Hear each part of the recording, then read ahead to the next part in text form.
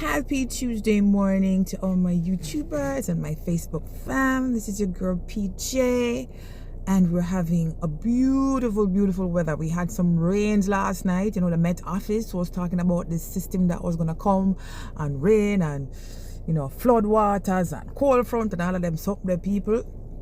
It come with a force about, I don't know, 15 minutes, and then it just trickled down. So we're just grateful. So the earth get for replenish. I never have to use my AC. I'm a fan last night. So giving God thanks for all good things. So this is part 2 of the commentary, because clearly I had to consume yesterday's commentary with the match of the season, which was between Jamaica College and Monroe. So the school that was featured in the doubleheader round last Friday, the first in the doubleheader match, was Camperdown, and they went up against Wolmer's. Let me just run through the stats. It's not a lot that I have to comment on, because clearly Wolmer's wasn't keeping. Wolmer's wasn't keeping last night, Friday night, sorry. So the opening challenge ended on Camperdown being on 7 and Wolmer's being on 5. The speed section ended on a whopping 23 to Camperdown and 16 to Wolmer's. So going into the buzzer round with such a gap, it proved to be definitely a disadvantage for Wolmer's to try and make up for it, especially in light of how they handled themselves in the buzzer round. I found that a lot of the questions as well, why I may not be as intuitive and bright as those members on the teams, there are certain terminologies in principle of business that one would think that both schools should be familiar with. And I keep saying to persons, you're gonna have POB questions in the buzzer round. You're gonna have the languages in the buzzer round.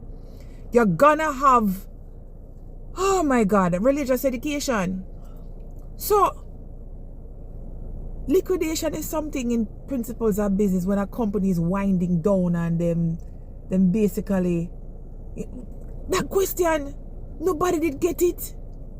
You know, the study of old age, you know, the care of old age, geriatrics. Come on, guys, come on. Both schools, I'm just saying, we're not supposed to know them things there. You could have make a difference. You could have make a 8-point difference for the likes of our Wolmer's. But we don't need for, as I said, stop underestimating the power of principles of business. People are producing entrepreneurs now in the world, so you have to know these terminologies, right? If not for Schools Challenge Quiz, for when you start your own businesses, more young people are business owners, so you have to be familiar with these terminologies, people. That being said, so the buzzer round ensued.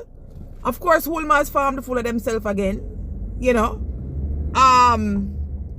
Careless. You worked hard, but you never worked so smart, Wolmer's. I'm just keeping it real. And it's allowed Camperdown to just strategically align themselves by only, and they only buzzed in for the questions that they were 100%, there was no doubt, calculated risks were taken. Wolmer's was more respondent in the buzzer round, but in terms of their accuracy, it was off. And Camperdown just basically sealed the deal. They played it cool. They played it wise. They played it. The Camperdown played smart. They were the smarter of the two. So it ended the series of 2 on 1-1. So Wolmer's 1 up, Camperdown now 1 up. Good job, Camperdown. As I said, this is probably the best team that I'm seeing so far. I think the team that had played Arden a couple years ago, when there was the discrepancy with the scoring and Camperdown was expelled for a year because I think violence broke out in the studios. Something was done that unearthed. Listen, people have to get vexed. Something they happened. Arden did thief champion that year there. Arden thief enough people. I'm not lie. Arden at least 3 schools I know Arden rob people. Well, the judges robbed them in favor of Arden. But I remember that year there was a decision made. Camperdown was very upset. Them start mash up, the turn over chair and that team was very good that year, exceptional. And I think they would have been good contenders had they gone to the quarterfinals. But alas, we will never know. But this match, if that match would have been the best, this match would have been the second best.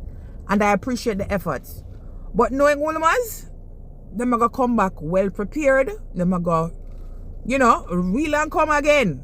And these matches feel like semi-final matches, As we say, thanks to Jago not being in there this year, it's opened up a lot of places for schools to come in and prove themselves worthy, right? So no more domination of Jago. So thank you, Jago, for dropping out. It's on our way, but true. Let's face facts. So, all the best. Camperdown in your next match. Hug up the win. It's a good win. It's a safe win. It's a well-calculated, well-strategized win. And guys, I'll see you all in the next commentary for last night's playoff. Okay, guys. Toodles.